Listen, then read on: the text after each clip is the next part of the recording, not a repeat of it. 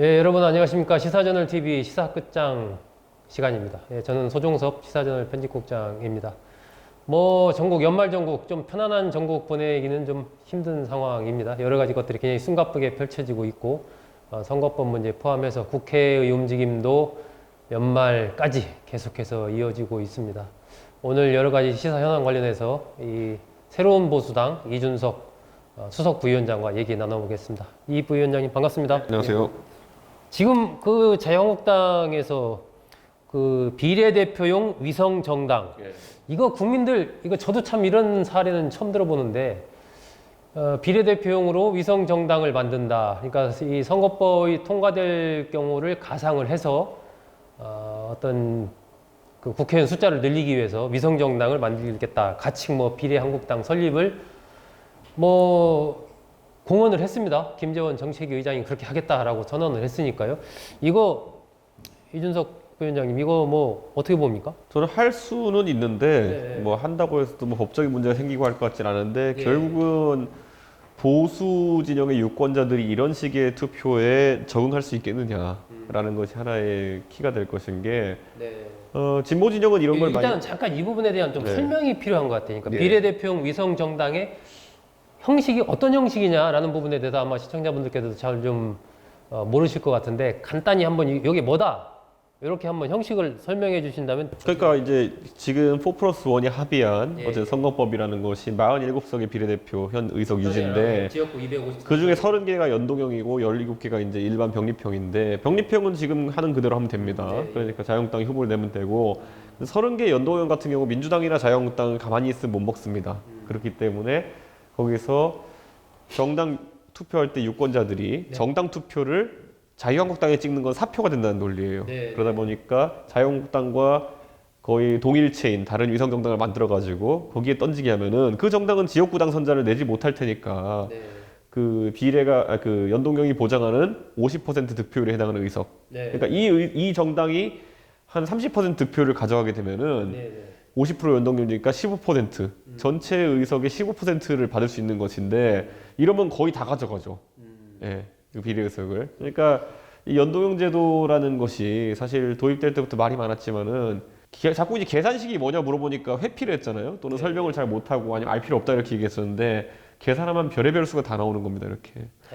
근데 이게 저는 약간 아까 제가 설명을 했지만은 진보 유권자들은 이런 식의 투표에 어느 정도 적응해 있는 부분도 있어요. 뭐냐면은 지난 2012년 선거에서도 지역구는 민주당 후보에게, 그리고 비례는 그 당시 통진당 후보에게 찍어라라는 노골적인 선거 전략이 나오기도 했었는데, 자 그러면 그때 그렇게 한다고 해가지고 그럼 통합진보당이 민주당 지지자들의 표를 많이 가져갔느냐 했을 때 한 10% 남짓하는 표? 이 정도 가져갔거든요. 그러니까 저는 이번에도 만약에 자유한국당이 지역구에서 본인에게 투표하고 비례를 다른 쪽에 투표해라라는 식의 전략이 나온다면은, 글쎄요, 저는 지역구는 어쨌든 보수 단일 후보라는 개념으로 이제 만들기를 바랄 테고 유권자들은. 근데 비례를 찍을 때는 대한민국 국민의 보수 스펙트럼이라는 것이, 사실 지역구는 자유한국당이 가장 덩어리가 커 보니까만 멀어질 수 있겠지만은, 비례를 찍을 때는 결국에는 나는 우리 공화당이 좀 더 됐으면 좋겠어. 아니면은 자유한국당 계열이 좀 더 됐으면 좋겠어. 아니면 나는 새로운 보수당 계열이 됐으면 좋겠어. 이런 다양한 욕구가 반영될 거거든요. 그렇기 때문에 저는 그렇게 의도하는 대로 투표해주지 않을 거다. 이런 생각이 좀 듭니다. 이게 그러니까 쉽게 말씀드리면 자유한국당은 지역구 출마자를 내는 겁니다. 그래서 현행대로 하면 대개 한 96석 정도 확보하게 돼 있고, 비례대표 표를 국회의원을 배출하기 위한 정당을 별도로 만들어서 자유한국당을 지지하는 사람은 여기를 찍어주세요. 이렇게 해서 한다. 그래서 이 비례대표 정당이 현행대로라면 한 29석 정도 얻으면 두 개 합치면 125석이 되지 않습니까? 그러면은 현재의 민주당 의석과 거의 버금가고, 이러면은 잘하면 내년 총선에서 일당이 될 수 있다. 이게 이제 자유한국당 쪽의 지금 계산이거든요. 이제 그렇게 간다는 부분에 대해서 이준석 수석 부위원장이 과연 그렇게 한다고 해서 이 보수 유권자들이 이른바 이 비례대표용 위성정당에 그대로 다 투표할 거냐, 이것은 아직 검증되지 않았고 상당히 여러 가지 위험성이 있다는 그 결과를 속단하기 어렵기 때문에 예를 들어 인재 영입을 한다 할 때도 참 머리가 아파지는 것이, 예를 들어 어떤 인재를 하나 영입했어요. 그럼 그 사람한테 물어볼 거 아닙니까? 당신 비례대표로 나갈 건데 이 본질에 나갈 거냐 아니면 이 멀티에 나갈 거냐. 네. 그거 판단하기 어렵습니다. 왜냐면 이게 한 번도 있었던 시도가 아니기 때문에 어느 쪽이 더 안전할지에 대해서 판단이 없는 거죠. 예를 들어 비례 8번을 주겠다. 그럼 본질에 8번 갈래? 여기에 8번 갈래? 왜냐면 이게 사실 아까 말했듯이 선거 당일 전까지는 아마 내 생각에는 그 여론조사 기관이 연대서 비례 전문 정당에 대해서 유의미한 여론조사도 해주지 않을 겁니다. 제 생각에는. 그렇기 때문에 저는 아마 깜깜이 상태에서 인재 영입된 사람도 어디로 보낼 것이냐 문제가 되고 당장 비례한국당으로 보내가지고 유의미한 이제 그 번호를 얻으려면은 기호를 얻으려고 그러면은 몇 명의 의원을 옮겨야 되거든요. 그렇죠. 의원이나 뭐 지명도 있는 사람들을 내보내야 되겠죠. 그쪽으로. 그런데 이제 그래서 그걸 어떻게 할 거냐 그랬더니 불출마한 의원들을 보내겠다 그랬는데 예를 들어 불출마한 의원 중에 김세연, 김영우 이런 분들이 그런 것까지 순순히 해줄까요? 저는 아니라 보고 그러면 낙천시킨 사람을 보낸다고 낙천시킨 사람들은 불공대천의 원수인데 미쳤다고 그렇게 하겠습니까? 저는 그렇기 때문에 이게 앞으로 실행되기까지도 넘어야 될 산들이 꽤 있을 거다 이런 생각이 듭니다.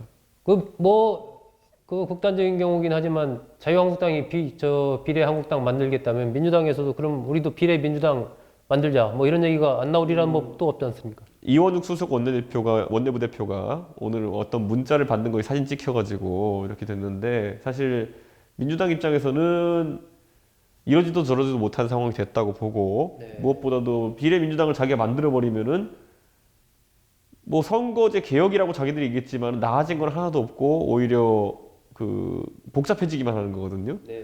저는 그래서 아마 민주당이 하기는 어려울 것이다 이렇게 보지만 그만큼 희화화되고 있다 이 제도가 이렇게 봅니다.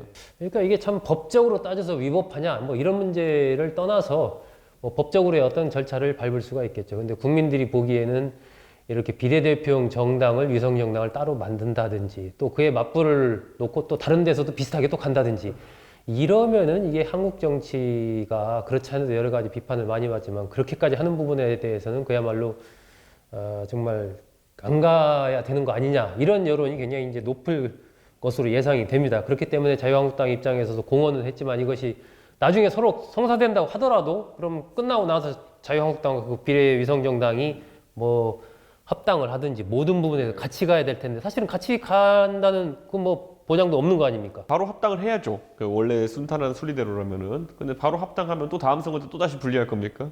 이게 뭐 붙였다 뺐다 이렇게 하는 것도 아니고 저는 아마 여러 가지 머리를 굴릴 겁니다. 예를 들어 나중에 또 선거 끝나고 나면은 예를 들어 4월 선거 끝나고 나면은 그 6월 달에 또 정당 보조금 나오거든요. 그럼 정당 보조금 교섭단체로 갈라져서 받고 합치자 뭐 이런 얘기 나오고 뭐 그런데 당장 정당 보조금 받고 나면 또 생각이 달라질 수도 있고 뭐 여러 가지 상황이 생길 수 있습니다. 일단 자유한국당은 이 비례한국당, 가칭 비례한국당 창당을 선언을 했습니다. 그렇기 때문에 이게 단순히 선언으로만 그치기는 쉽지 않아 보이고 뭔가 움직임이 또 뒤따를 것으로 보이는데 참 우리 정치가 또 이렇게까지 바뀌는가 하는 생각이 들고 이런 부분은 이제 유권자들이 어떻게 평가를 할지 좀 두고 보겠습니다. 결국은 이런 선거법을 통과시키는 부분에서 여야 합의로 통과가 안 되다 보니까 이런 일종의 좀 편법들이 계속 나오는 것이 아닌가 싶고 국민들 입장에서는 이런 모습을 좋게 보기는 힘들지 않나 이런 생각이 듭니다.